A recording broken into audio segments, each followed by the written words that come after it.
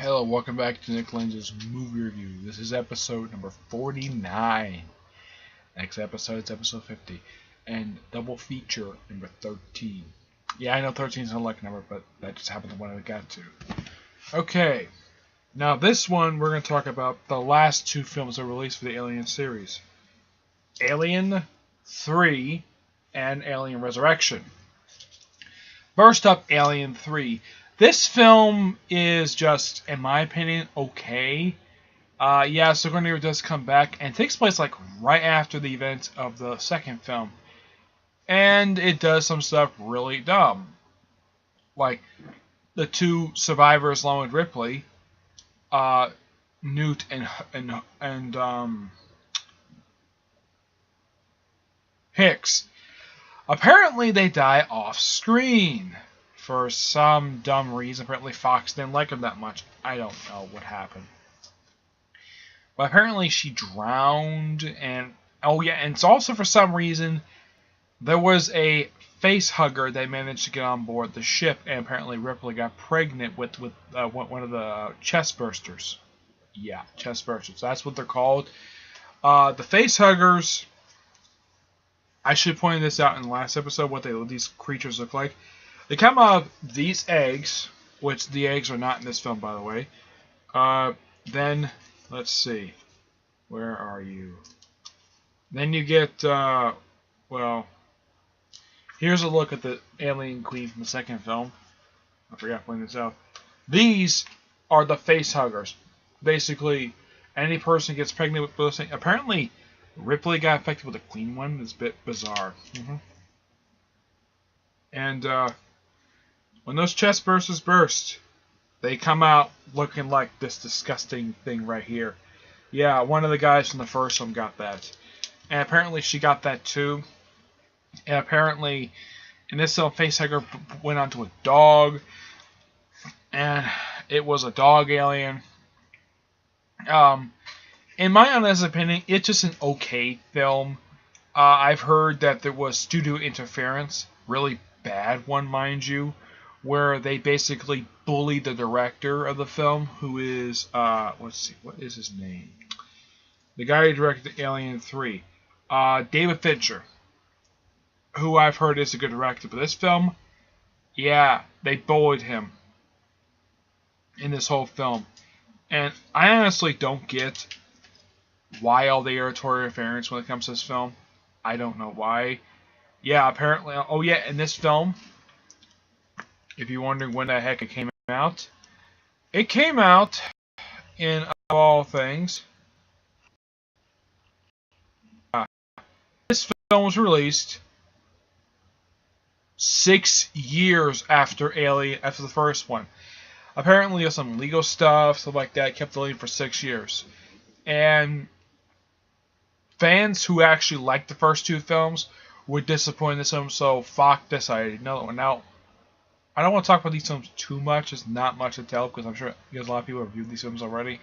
But I felt like bringing these up because they're horror films. That's the only reason why. The only reason why, even though Alien 2 technically is not a horror film, it's a sequel to the first one. That's the reason why. Despite the fact, and of course, Bishop comes back. Basically, his creator comes in the second film. In the third film, it takes place like not long after the events of the second film. Now I should point out that in between the films, even between the first two films, there were comics published by Dark Horse, and there were some comics that featured Newt and Hicks, but they had ignored, and because the fact in Alien 3 they killed off Newt and Hicks, in the reprint editions of those particular series they had to change their names. Stupid Fox. Yeah. Well, they've known producing good movies, but yeah. There's not much to tell when it comes to Alien 3, but I also heard something that also one of the other plans was to basically have the facehugger impregnate an ox. Yeah. And there's POV shots. It's a bit of a bizarre movie. And it's also a bit of paranoia, and of course Ripley shaves her head bald for some reason, no explanation. It's a bit bizarre of a movie, and I want to be fair, so I'm going to give it an 8. Maybe, I'll probably get a 7.5, yeah. Now for Alien Resurrection. I should also point out in this film, the awesome Brad Dourif in this film is in the film as a scientist. Oh, and the Alien Queen is back, making her second appearance in the series. Though she does return for AVP, which is not counted as part of the series because apparently Ridley Scott doesn't like those films very much. But Alien Resurrection was slightly better than the first. Oh, I'll also point out there is a couple of people in the film who are familiar faces. One, of course, is the actor who played Warwick Brown, who apparently has guns attached to his back. Well, at least to his arms, anyways. And, of course, Ron Perlman is in the film. Yep, the awesome Ron Perlman. And this film came out 5 years after the third film did. Yep. Oh, and the script was written by Joss Whedon. Yep. I think he did the film either just prior to the start of Buffy, or I think the film came out just before Buffy, or just after the start of Buffy. I don't know. I have to look at that when it comes up, of course. Here it is. Yeah. Let's see here.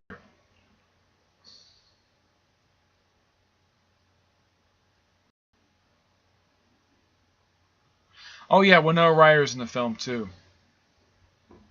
That's something. Yeah. The guy who later played Warwick Brown in CSI, yeah, he's in this film about a few years prior to his CSI career as Warwick Brown. And it's a bit of a fun movie to watch. It's somewhat guilty pleasure. It's not awful per se. I mean, not as kind of bad as the third film, but basically, when it came to this film, and of course the Resurrection was quite generic, and it also killed the Halloween franchise about 6 years later. And this is also the first film where Sigourney Weaver is seen topless. Well, with her clones, anyways, because, oh yeah, that's how she's brought back. She dies at the end of the third film, and they bring her back via cloning. Yep, and apparently they cloned her many times. Just trying to get that chest burster. The Queen chest burster. Oh yeah, and the scientist who created these aliens, apparently she asked the head scientist, one of the scientists, how many did they make? 12. Okay. May not be one, but okay, for a fourth film, 12 is not that too bad. No. And plus, you probably need more after what happened with the third film. But it's a little bit better than the third film, in my opinion. But it had a couple different endings. One was an ending where when they went to Earth, apparently, and Paris was in ruins for some reason. And oh yeah, I should also point out that Alien Resurrection takes place 200 years after the third film. So basically, it takes place in the 23rd century, which is the same time as the original series. It takes place around the same time period, but it's a completely different universe from what I can tell. So it's a bit better. I'm giving it 8 out of 10.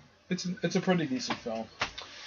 I have read a lot of the Alien comics that have come out so far for Alien, and I've been enjoying them for what they are. And yes, I am reading Alien Defiance, which is not over yet because the previous issue came out says to be continued. So that means there might be more issues. I thought it might be wrapped up by now, but it doesn't. I also have read Fire and Stone. I am reading right now Life and Death. But yeah, the Dark Horse comics are really good. I have not played any of the video games for Alien. No, I have not.